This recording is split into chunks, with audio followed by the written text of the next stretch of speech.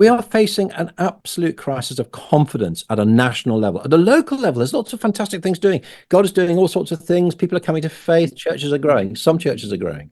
At a national level, we're really facing the reality of the next 5 years, there's a real chance that large areas of ministry are simply going to collapse. But that's the one thing we're not talking about. It's the one thing the House of Bishops is simply not debating. Coalition for Marriage, of course, represents tens of thousands of individuals from all faiths and none who support marriage. But of course, you expect the church to be leading in that campaign, as it were. Reverend Dr. Ian Paul, it's an absolute privilege to have you joining us again. If anybody doesn't know you, well, of course, you are a minister, you're an author, you're a speaker, you're a commentator, and really importantly for this discussion, you are a member of the Archbishop's Council of the Church of England. I am. And we're going to, yeah, and fantastic that is for us, because we can really get the inside track on what happened at the last synod. Synod, which is, if anybody doesn't know, is the governing body of the Church of England.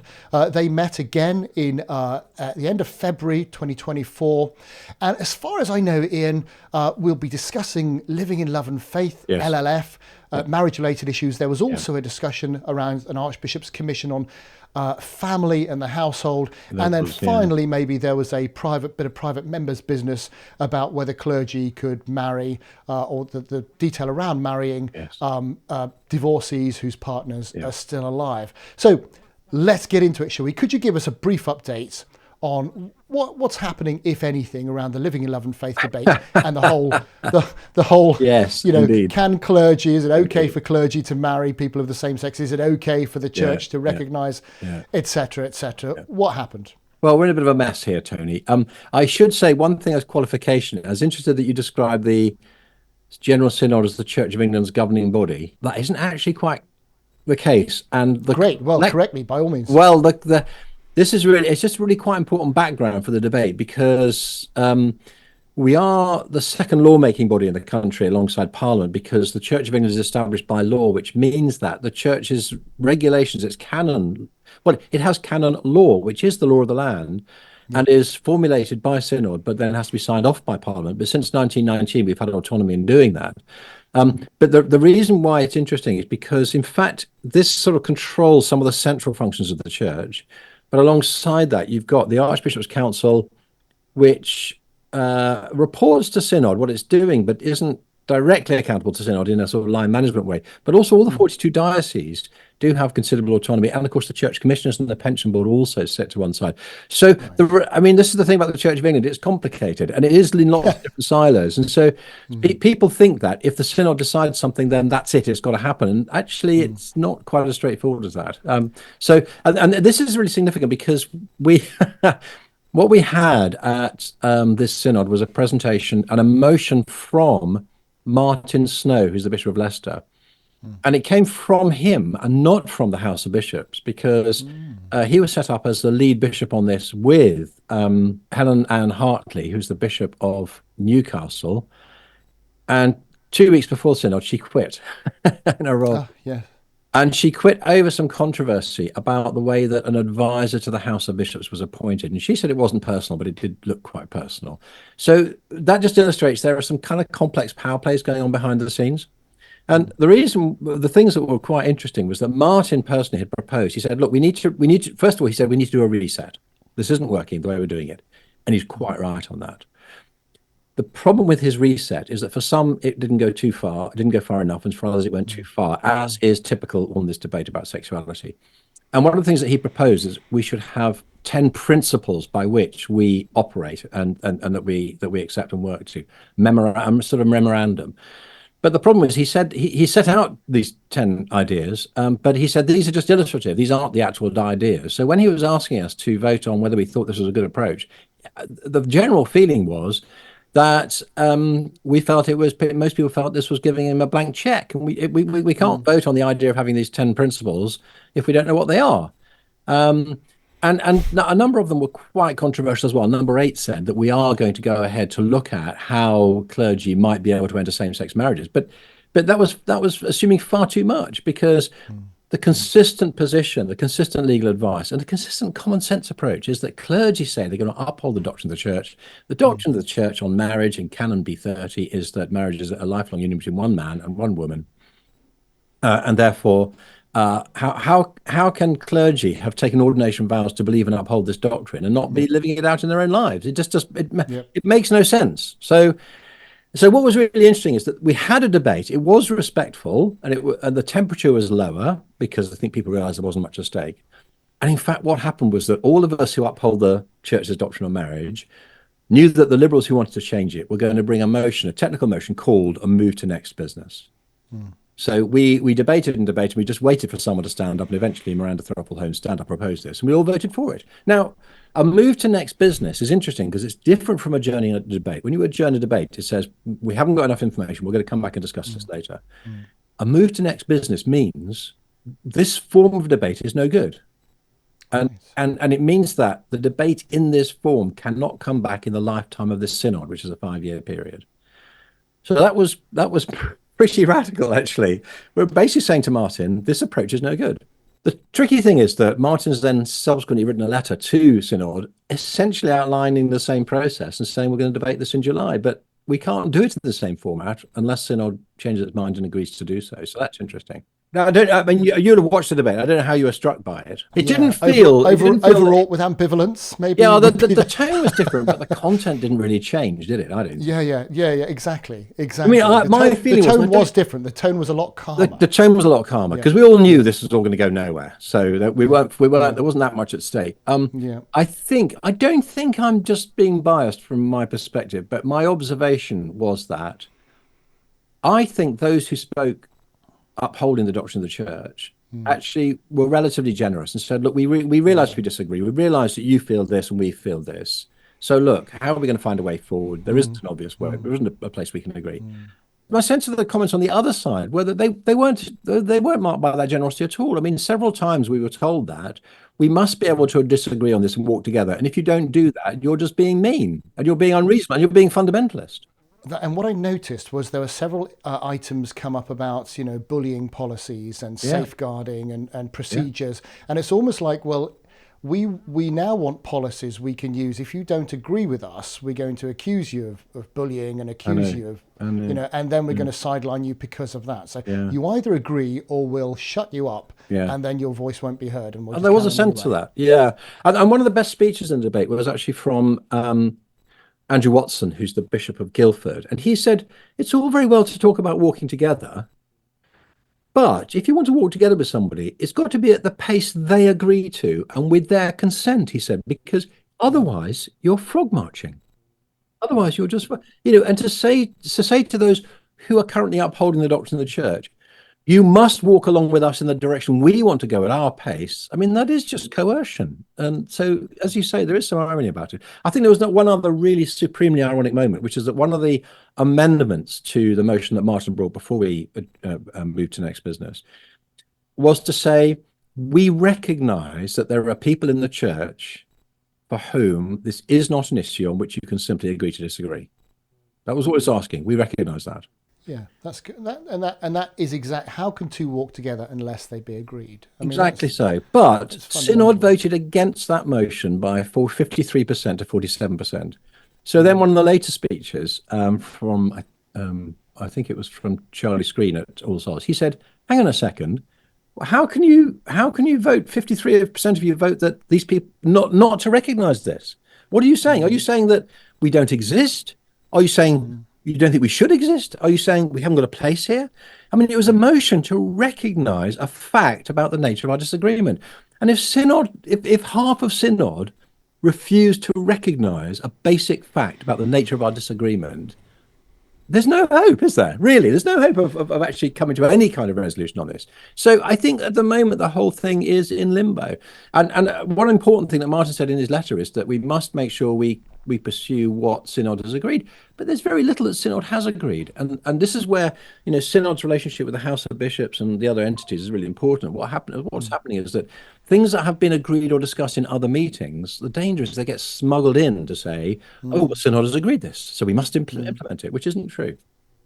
So, well, the encouraging thing, Tony, is that nothing has changed. Nothing has changed. The doctrine of marriage has not changed. There's no prospect of the doctrine of marriage changing.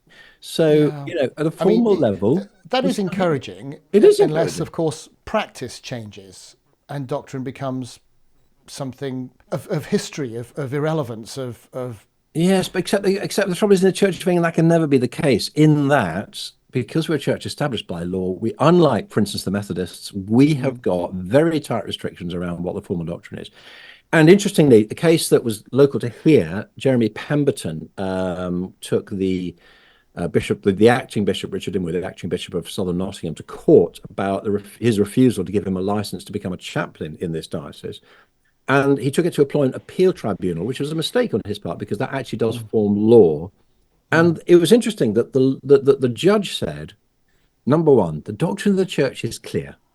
Number two, the doctrine of the church is enforceable. And number three, as long as the doctrine of the church remains clear and remains in canon law, any bishop is entitled to enforce it, even if no other bishop does. In other words, whatever the facts on the ground, the doctrine of the church is in place, and any bishop can appeal to that to discipline any clergy person. And that actually, I think liberals are ignoring that, but that is an absolutely crucial ruling in law. I mean, it's tragedy, isn't it, that we have to come down to what the law Bible is. speaks explicitly not to take each other to court. You know. I know. So I know. yeah, I know. absolutely right. Yeah. So. But then you've got members of the clergy who are in same-sex unions, or and blatantly breaching those laws. And the bishops say that they ask their clergy to give their word, that they're not, and the clergy say they give their word, and what do we do? But I think there's another context for this as well. It was interesting that the thing that for me hit the headlines with the Church Times, for example, is that I gave a speech in the debate about the report of the Business Committee, which is about saying what are we doing in this session of Synod. And my speech said this. It said, look at the agenda we've got for Synod. We're talking about this, and this. We're supposedly devoting 8 hours to talking more about living in love and faith. I said, we are denying reality. We're in denial here. And the reality at the moment for the Church of England, tragically, is in the last 10 years, attendance has dropped 30%. Yeah. Attendance among young people has dropped 40%. Yeah. And the number coming forward for training as candidates for training for ordained ministry has dropped by 40% in the last 3 years. Oh, shocking. And there's an article in the Church Times today saying that there's a desperate shortage of volunteers to take on roles like church warden and so on, PCC. Yeah. We are facing an absolute crisis of confidence at a national level. At the local level, there's lots of fantastic things doing. God is doing all sorts of things. People are coming to faith. Churches are growing. Some churches are growing. At a national level, we're really facing the reality of the next 5 years, there's a real chance that large areas of ministry are simply going to collapse. But that's the one thing we're not talking about. It's the one thing the House of Bishops is simply not debating. It's crazy. But hey, you got net zero in there, and you got Ukraine, and you got reparations for slavery. So hey ho, right? Can I move on? Because none of those things affect the Coalition for Marriage, of course. But the other discussion, and I suppose the summary is, well, we don't know where LLF is going at the moment. In that case, we'll have to wait and see what July brings. But there was another it's just not going anywhere. But yeah, sure. Yeah, another Archbishop's report on family and households. Yeah. And lovely, you'd think, yes, that's what the Archbishop should be talking about, and how do we promote family and households. And I understand somebody brought an amendment because the term marriage wasn't mentioned, and the idea that marriage is the best place for kids to be brought up with a biological mum and dad, and that was rejected by Synod. Yeah, and this is another tragedy, really. I mean, this is a multiple level tragedy. I mean, I've written about this before on the blog. I think we might have talked about it. The tragedy of this report, and again, the difficulty in terms of process is it has bypassed the normal processes in that this was an Archbishop's Commission. In other words, it was taken at the initiative of the Archbishop of Canterbury, Justin Welby. It was funded from elsewhere. There's no accountability. There was no scrutiny of terms of references or the agenda. And in fact, the group who were doing it took a decision from the beginning. This was not a result of their findings. This was an assumption they made going into it that, quote unquote, we will seek to support family, structures of family and family relationships, whatever their form. Now, as you say, there is absolutely clear and consistent research evidence. This is not particularly by Christians, but this is just sociological research saying evidence. Yeah, that's right. saying that, as you know very well, that a stable family in which the parents are married and in which children are raised with their birth parents are the ones that give the greatest positive results for children's welfare. And the point I made in Archbishop's Council to Paul Butler, Bishop of Durham, to the people who wrote the report, and which I'd also said in writing, is that the moment you come into this approach, into this area, and you've had a commitment to say we will support marriage and family in all its forms, what you're actually saying is we are deciding to be indifferent to the welfare of children. And the moment you do that, we've just got huge problems. And I think the report was absolutely shocking in its findings. It was just absurd in the way it did that. And of course, the thing it failed to do is to draw on the church's own understanding of marriage, whether that's defined as a defined in canon law, whether that's in the liturgy, whether that's in, and I mean, it ignored House of Bishops' previous reports on it. And once you've got to that situation of producing a report on which is so disconnected with other parts of the church's thinking, you're bound to end up in trouble. So I don't think it was rescuable. Even if that amendment had been passed, I don't think it would have rescued it really. But it's difficult. We're in a bit of a mess on that. Okay. And the third thing, I know you're busy, but there was some private members' business around clergy remarrying people who have living ex-partners themselves from divorce. It's got to do with marriage, obviously. Anything we need to talk about there? Yeah, there was. Very briefly, I think there are some, in any system, always going to be some unintended consequences, and this motion was really trying to address those. But the danger is they were smuggling an idea that the church still doesn't yet believe that marriage is a lifelong union. And one of the things I always say to people in debate, which is that the fact that the church agreed that in certain limited circumstances it might be possible for someone to marry either if they or the other partner have got a previous partner still living, I've put all those qualifications in, that doesn't actually change the church's doctrine that marriage is a lifelong commitment. It's a lifelong commitment that we know because of sin and breakdown sadly sometimes fails, but actually under certain circumstances then the possibility of remarriage is to put those wrongs right. So by the way, of course, that means there's no parallel with the whole question of same-sex marriage. And that the doctrine of the church has not changed. And the liturgy has not changed. So even if someone is divorced with a partner still living, if they do marry again, they are taking on a lifelong commitment. That is unchanged. And in fact, there was an amendment to the motion which was accepted, which made that clear. So I think that was actually overall quite positive. So the positives of this, I mean, let's grab some positives. Looking forward to July then, how can we look at this and say, actually, it's good because? Let's get there. Well, I think it's good because several things. One is that the doctrine of marriage has not changed. Yep.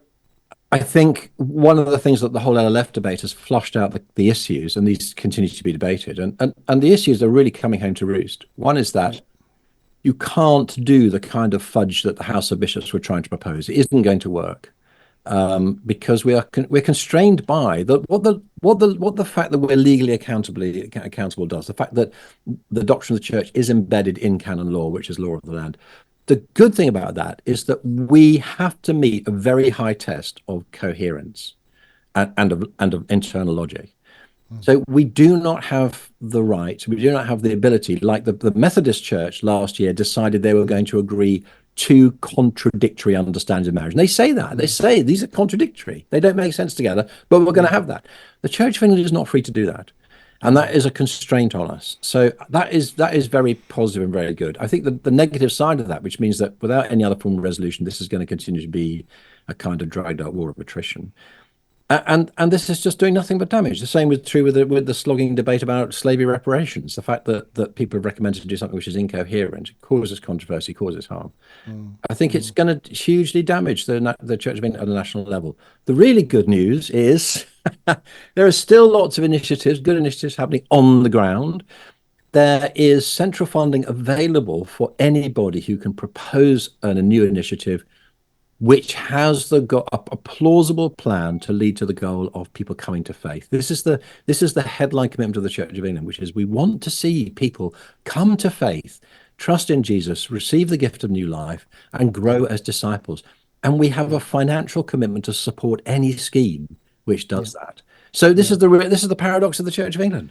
Yep. There are And some right at the disasters and top, there are some great right, things. right at the top, Paul, right on the Archbishop's Council, there's people like you with a level head, and other people, a couple of others just like you Yeah, too, yeah. who are the hope, and who I'm sure will not give in, will not give way, and will speak truth and sense. And I'm sure we'll get there wherever it And goes. we want to do that as graciously as possible, but we also want to do that with clarity. And if there are incoherencies and inconsistencies Yeah. in the church, we want to say to folk, look, we've got a problem here. Yeah, and that's it. And you bring coherence, and coherence is pretty hard to defeat. So well done. Listen, I know you're busy. I want to thank you very much. Keep up the Great to be great with you, work, Tony. and look to speak again soon. Thanks Take very care. much. Take care. Bye. Bye.